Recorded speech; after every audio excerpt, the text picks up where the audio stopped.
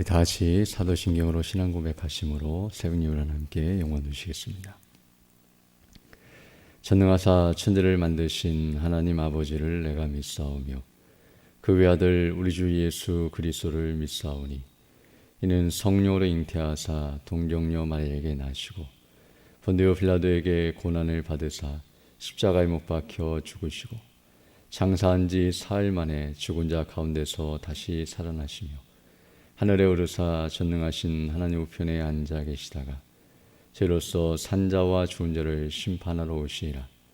성령을 믿사오며 거룩한 공회와 성도가 서로 교통하는 것과 죄를 사하여 주시는 것과 몸이 다시 사는 것과 영원히 사는 것을 믿사옵나이다. 아멘. 우리 찬송가 41장, 새 찬송가는 20장. 큰 영광 중에 계신 주 41장, 20장 함께 찬양드리겠습니다.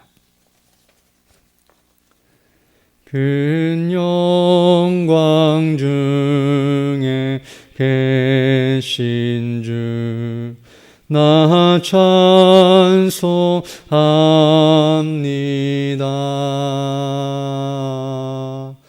영원히 계신 주 이름 나 찬송합니다.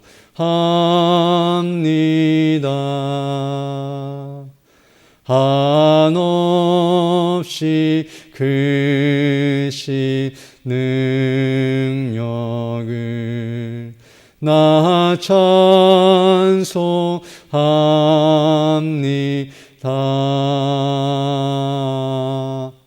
참되고 미쁜 그 언약 나 찬송합니다.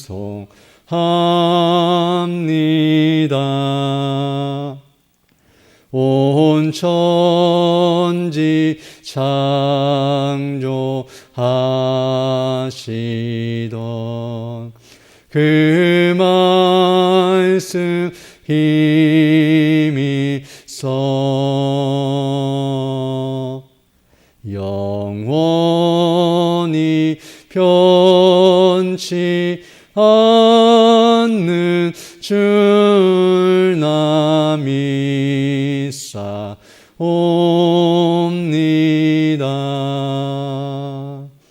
그 온유하신 줌성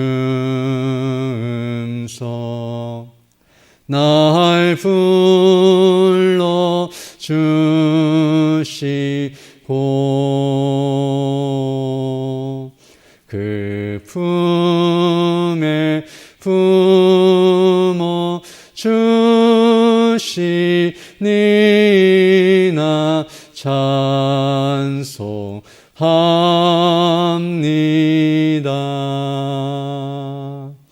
아멘.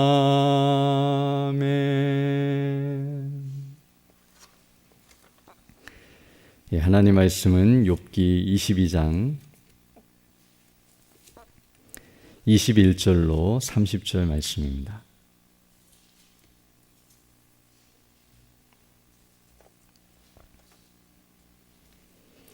욥기 22장 21절로 30절 말씀 제가 봉독해 드리겠습니다. 너는 하나님과 화목하고 평안하라. 그리하면 복이 내게 임하리라. 청컨대 너는 그 입에서 교훈을 받고 그 말씀을 내 마음에 두라. 내가 만일 전능자에게로 돌아가고 또 내 장막에서 불의를 멀리 버리면 다시 흥하리라. 내 보배를 진토에 버리고 오빌의 금을 강가에 돌에 버리라. 그리하면 전능자가 내 보배가 되시며 내게 귀한 은이 되시리니 이에 내가 전능자를 기뻐하여 하나님께로 얼굴을 들 것이라. 너는 그에게 기도하겠고 그는 들으실 것이며 너의 서원한 것을 내가 갚으리라. 내가 무엇을 경영하면 이루어질 것이요 내 길에 빛이 비치리라. 내가 낮춤을 받거든 높아지리라고 말하라. 하나님은 겸손한 자를 구원하시느니라. 무죄한 자가 아니라도 건지시리니 내 손이 깨끗함을 인하여 그런 자가 건지심을 입으리라.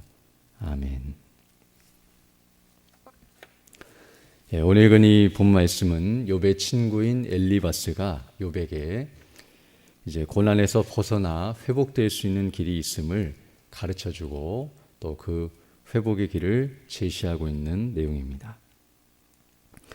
정말 오늘 이 본문의 내용은 놀라운 위로와 소망의 메시지가 아닐 수 없는데요. 그동안 욥의 친구들은 계속해서 욥을 정죄하고 그리고 그를 책망하며 공격하고 있었지만 그렇게 한 것은 이제 모든 것이 끝났다는 식으로, 즉 욥을 향하여 내가 죄를 범하였고 이제 고난을 당해서 망하게 되었구나, 이제 모든 것이 다 끝장났고 더 이상 소망이 없다는 식으로 그를 조롱하며 비난하고 있는 것이 아니라, 그러할지라도 그가 이제 죄를 회개하고 하나님께 은혜를 구하면 회복될 수 있다는 사실을 가르쳐주기 위함이었음을 알 수 있습니다.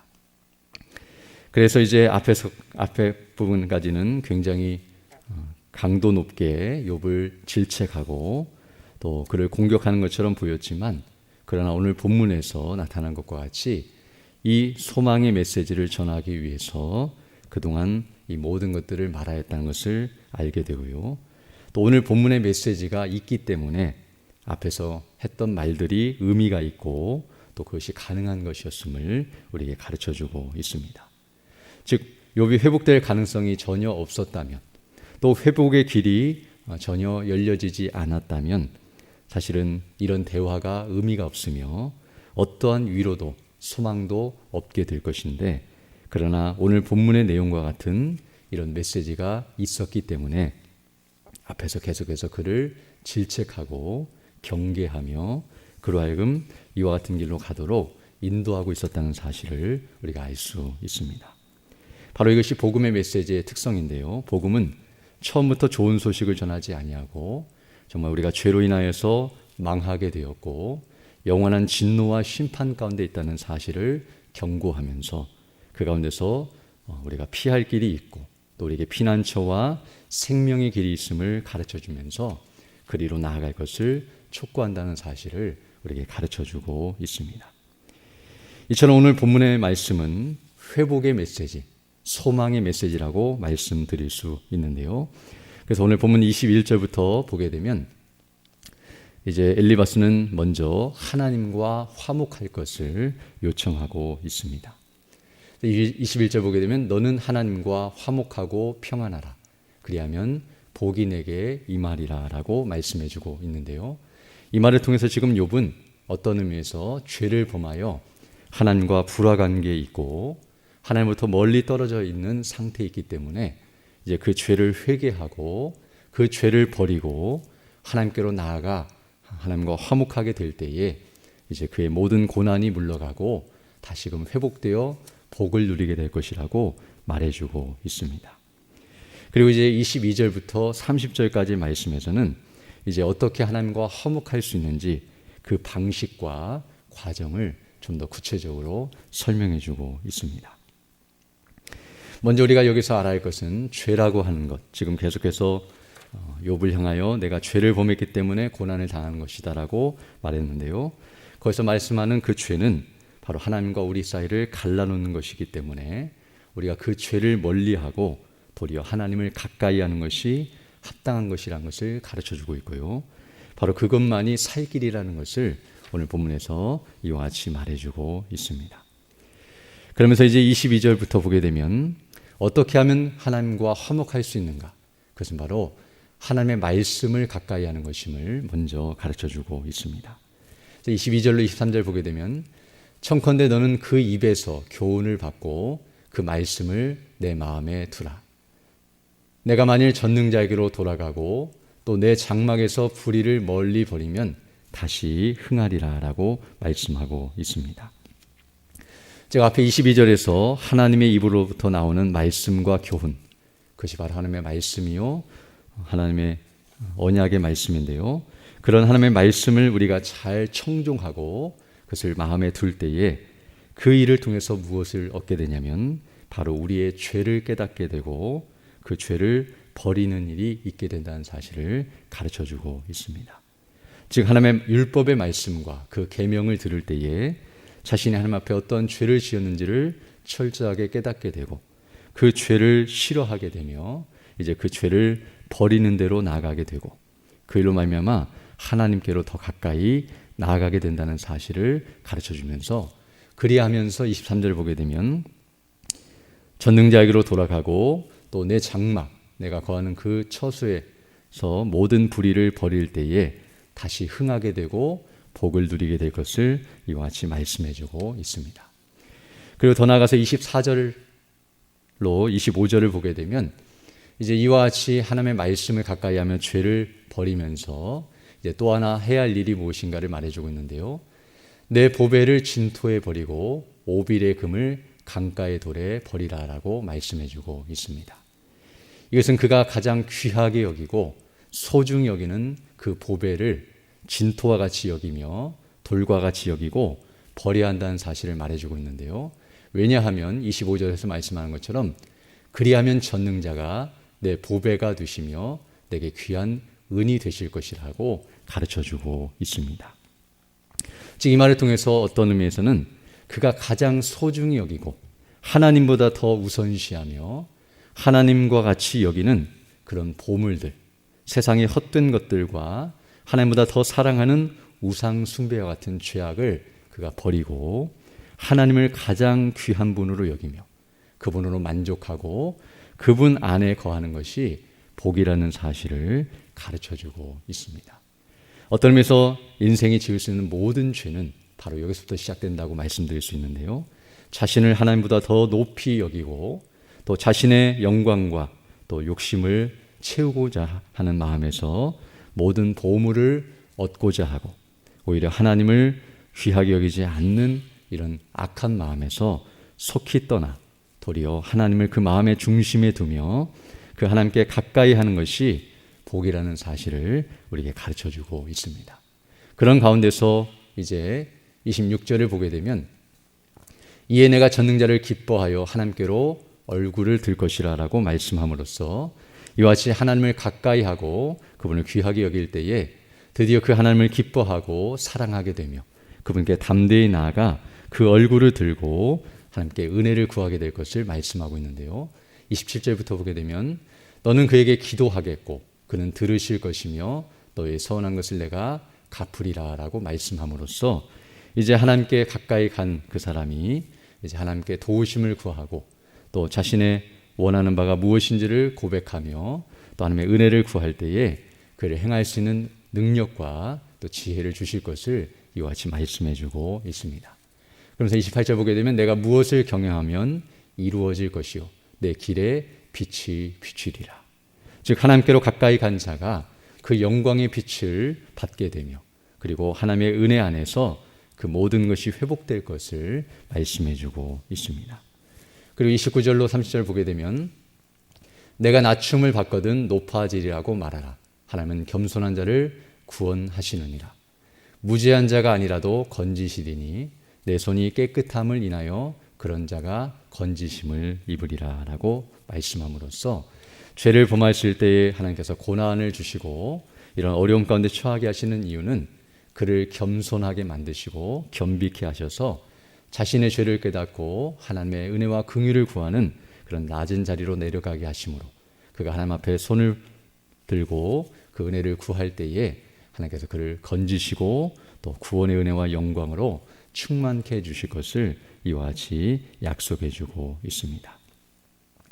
이처럼 오늘 본문의 내용은 사람이 죄를 범하여 고난을 당할 때 물론 욥은 그런 상태에 있는 것은 아니었지만 지금 엘리바스를 중심으로 해서 또 여러 친구들이 바로 욥을 그런 식으로 정죄하면서 그렇다면 이제 이렇게 해야 한다는 식으로 말하고 있다는 것을 보게 되는데요.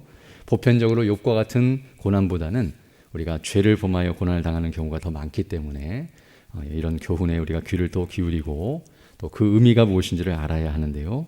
이런 가운데 있을 때에 우리가 해야 할 일은 그 죄를 회개하고 또 은혜를 구함으로써 회복되는 길로 나아가야 한다는 사실을 우리에게 말씀해 주고 있습니다. 그러나 오늘 우리가 이 말씀 속에서 한 가지 주목할 일이 있는데요. 그것은 무엇이냐면 지금 회복의 메시지, 또 소망의 메시지를 전하고 있지만 그러나 이 회복이라고 하는 것은 사람의 노력의 결과가 아니라 하나님의 은혜라는 사실입니다.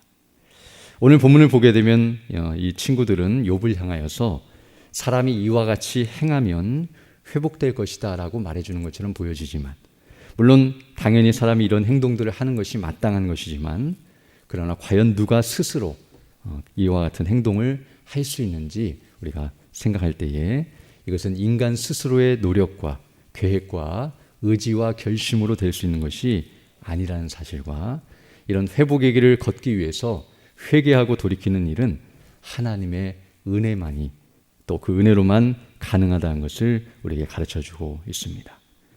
즉 하나님께서 우리에게 은혜를 베풀어 주셔서 거듭나게 하시고 또 우리의 마음을 부드럽게 하시고 또 하나님께서 여러 가지 은혜의 방편들을 사용하게 하심으로 말미암아 우리로 하여금 죄를 깨닫게 하시고 그 죄를 미워하게 하시는 일이 있어야만 그 죄를 회개하는 대로 나가게 되며, 또 앞에서 하나님이 어떠하신 분이신지를 가르쳐 주셔야만 그 하나님을 사랑하는 일이 가능하다는 사실을 우리가 알 수 있습니다.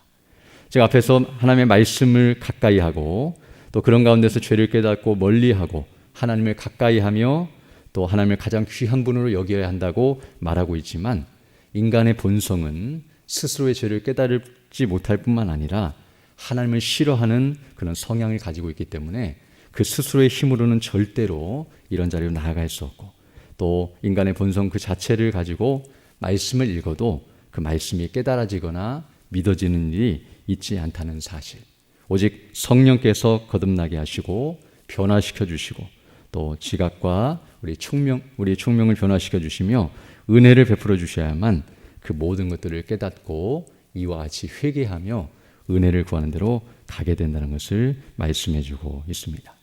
또 더 나아가서 이렇게 우리가 죄를 깨달았다 할지라도 그것을 이제 하나님 앞에 고백하고 회개하며 용서하심과 은혜를 구할 때에 하나님께서 그대로 응답해 주시고 우리를 회복시켜 주시는 것은 우리가 그렇게 하나님 앞에 은혜를 구했기 때문에 그것을 공로 삼아 해주시는 일이 아니라 오직 예수님께서 행하신 일, 바로 대속의 사건 때문에 이와 같은 일이 가능한 것이며, 그것이 없었다고 한다면 우리가 아무리 죄를 회개해도 하나님께서 우리를 용서해 주실 이유가 없으며, 예수님이 아니라고 한다면 우리는 영원한 멸망밖에는 소망이 없다는 사실을 우리에게 가르쳐주고 있습니다.